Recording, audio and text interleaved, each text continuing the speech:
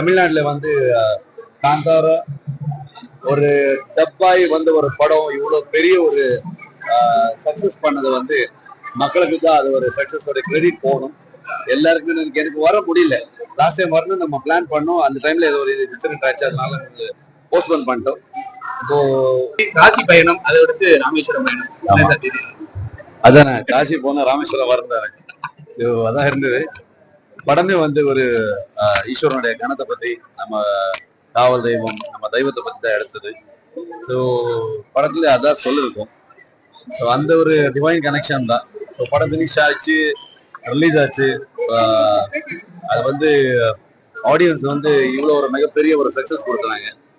So அதுல ஆடியன்ஸ்க்கும் அதோடைய இது இருக்கு, கிரெடிட் இருக்கு. அது அதே மாதிரி எங்களுக்கு அந்த மாதிரி ஒரு பெரிய ஒரு ஆசீர்வாதம் பண்ணிட்டு இந்த மாதிரி ஒரு படத்தை கம்ப்ளீட் பண்ணி ஆடியன்ஸ் கிட்ட கொண்டு போறதுக்கு ஒரு ஆசீர்வாதம் இருந்தது.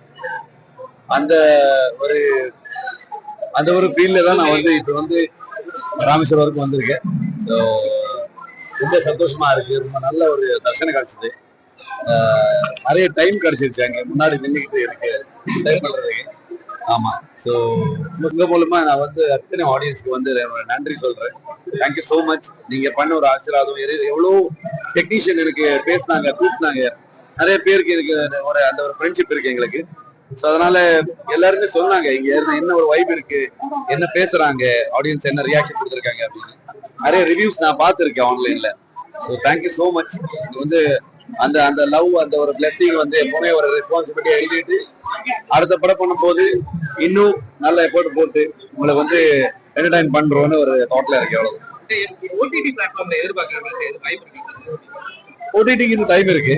ஸோ அதுக்கப்புறம் தியேட்டர்ல ரன் நல்லா போயிட்டு இருக்கு எல்லா இடத்துலயும். ஸோ அது ஒரு டேட் அனௌன்ஸ் பண்ணுவோம். ப்ரொடக்ஷன் ஹவுஸ் டேட் அனௌன்ஸ் பண்ணுவாங்க. நான் சொல்லக்கூடாது, அது வந்து ப்ரொடியூசர் தான் சொல்லணும். ஸோ ப்ரொடக்ஷன் ஹவுஸ்ல இருந்து அப்பப்போ எவ்ரி வீக் வந்து அபிஷியலி வந்து அந்த கலெக்ஷனை பத்தி பேசிட்டு இருக்காங்க, போஸ்டர் போட்டிருக்காங்க. எனக்கு பொறுத்த வரைக்கும் as a director, as a writer and actor, நான் வந்து மக்கள் என்ன ஃபீல் பண்றாங்க, அவருக்கு பிடிச்சிருச்சா பிடிக்கலையா அதுதான் நான் சொல்ல முடியும்.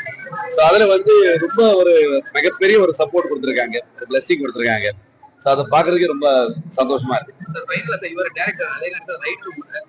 உங்க சேனல்ல வந்து தமிழ்ல ஆடியன்ஸ் இவ்வளவு தூரம் அப்ரோச் பண்ணிருக்காங்க. பேசிக்கலி வந்து ஒரு நம்ம ஒரு இந்தியாலயே வந்து நான் லாஸ்ட் காந்தார பண்ணும்போது இதை பத்தி பேசிருக்கேன், சொல்லியிருக்கேன். என்னன்னா நாங்க எல்லாருமே ஒரு விவசாயத்துக்கு ஒரு ரொம்ப கனெக்டடான ஒரு இதுதான். இப்போ நம்ம வந்து என்ன சிட்டில வேணும் இருக்கலாம், என்ன வேணும் நம்ம வேலை பண்ணலாம், நம்ம ஊரை விட்டு வெளியே போயிருக்கலாம். ஆனா நம்ம கிராமத்துல வந்து எல்லாருக்குமே அந்த ஒரு கனெக்ஷன் இருக்கும்.